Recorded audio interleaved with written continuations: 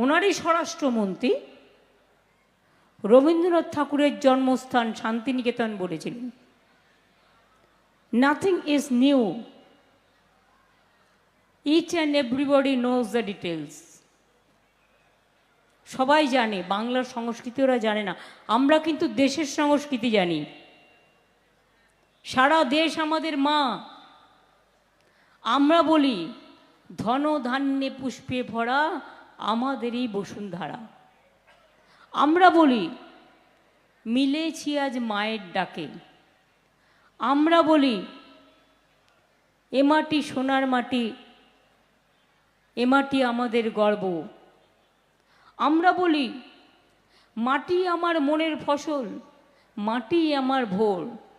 মাটির মাঝেই বেদ বেদান্ত বাইবেল ত্রিপিটক, মাটির মাঝেই কোরআন পুরাণ, শিখে যাও